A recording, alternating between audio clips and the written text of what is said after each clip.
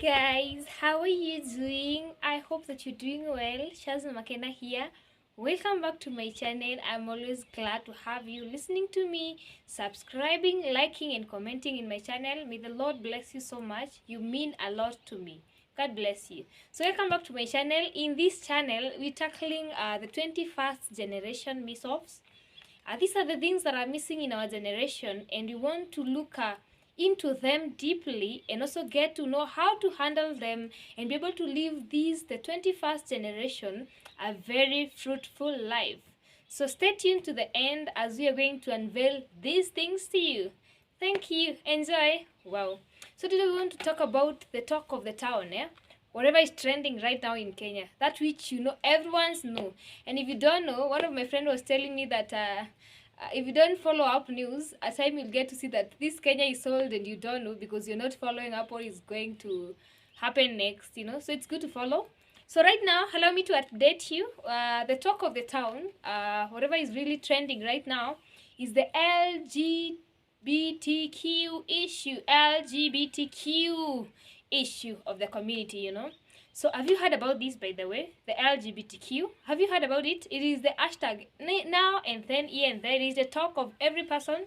They really want to talk about it and see how to handle it in Kenya right now. So have you ever heard about this thing? How have you perceived it, by the way? What do you think about it? What is your view? Do you agree with what the judges, their verdict and all that? Do you agree with them? Like, what's your say? What's your mind? What's your feedback? What do you think about it? We're here to talk about that and see how we're going to handle it in this community. Thank you. Stay tuned. So today, there's one thing that I've come to realize that is connected to this issue of the LGBTQ. That is the identity. We have identities. It is the character that one possesses that differentiate one person from the other, that differentiate one thing from the other, identity. For example, I am a woman, I'm a lady. So if you want to differentiate a lady and a gentleman, there are things that are differentiating these two things. For example, we have the behavioral characteristics, we have the physical characteristics, we also have the kind of mental characteristic. The kind of thinking that we have is totally different. So our identities as the male and female are very different. So for me to be a woman, there are characteristics that I have physically that a man does not possess, And for you to be a man, or for someone else to be a man or a gentleman, there are characteristics that they possess that you don't have. So those shows that their identity of being a woman and identity of being a man. But the thing of LGBTQ is really messing up with this thing. I mean, it is really taking away the issue of identity out of hand, because it's dwelling much on people. It's like people in this generation, they don't appreciate the identity, in that you see, like women, some women want to be like men, you see. And you see, for example, we said you have the physical characteristics, like how I look, and how a man look, it's totally different. Our mental characteristic, our thinking patterns, For example, a man is always masculine. If you want to differentiate a man and a woman, men are masculine. And for us women, we know that masculine. Number two, my physical appearance is totally different from a man's appearance. Right or wrong? Very right. Then the next thing is our thinking patterns. The way a man thinks is totally different from how a woman thinks. For example, I'm just seated here. So in case something pops from nowhere and I'm just scared, maybe as a lady, the way I react to such kind of a thing, I would maybe scream or rush, that is running literally. But for a man, they may react differently, They may be bold enough to face the issue, That's a man. And then there is us ladies. There is, our mental abilities, our mental thinking patterns are totally different. And then we also have the sexual characteristics. I mean, we have the sexual characteristics, A woman has a definite sexual characteristic. I mean, a woman has a defined characteristic sexually, and a man also has defined characteristics sexually. For example, a woman is the carrier of the seed. A man gives the seed, So the woman, work of a woman is to carry the seed that a man gives to the woman and produce, for example, a child, That is the work of a woman. That tells you that a woman has a womb, a man doesn't have.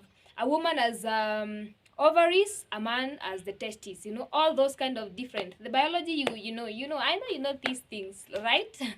Sidanganyane, unajua hizi vitu, right? I know you know, I know that. I'm sure you know that. So there is that kind of different.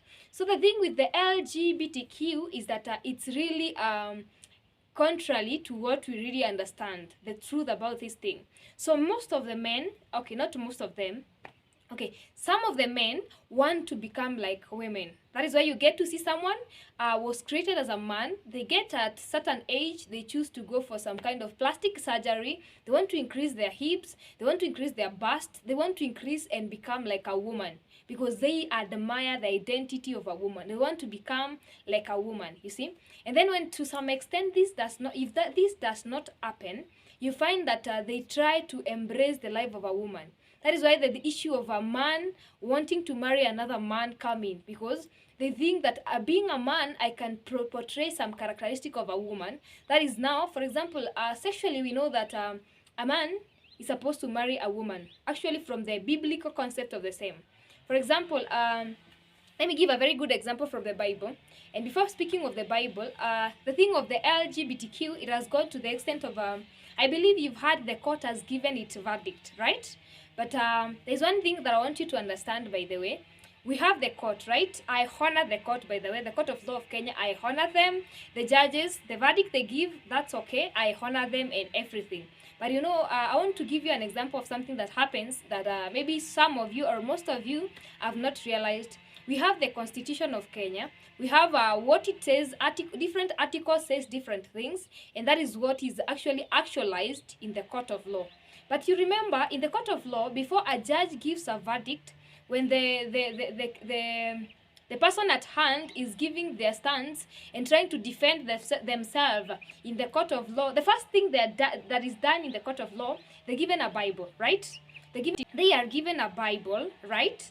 Then they lift it up and declare some words to show that indeed whatever I'm going to declare in this court is the truth. I'm not lying. So they swear. That is the thing. They swear with the word of God, with the Bible, right? So that tells you that we have judges. That is very okay and very okay with me and with everyone. But we have a judge that is above every judge, right? So we have our judges in the court, and we also have a judge who is above every other judge. Who is that, by the way? Ask yourself that. It is God. God is the judge above all other judge. That is why the judges tells you in the court of law, lift the Bible and swear in the name of God that whatever I'm going to say in this court is truth and the whole truth indeed, you know. So who, by the way, have you asked yourself, goodness, who judges the judges? Like, who is the judge to the judges? Are you getting it? Who is the judge to the judges? Yani nani wana judges? Anyway, it's kind of a tongue twister. But I'm talking about who is it that judges these judges, you know? Who is it that bring a verdict upon the judges? It is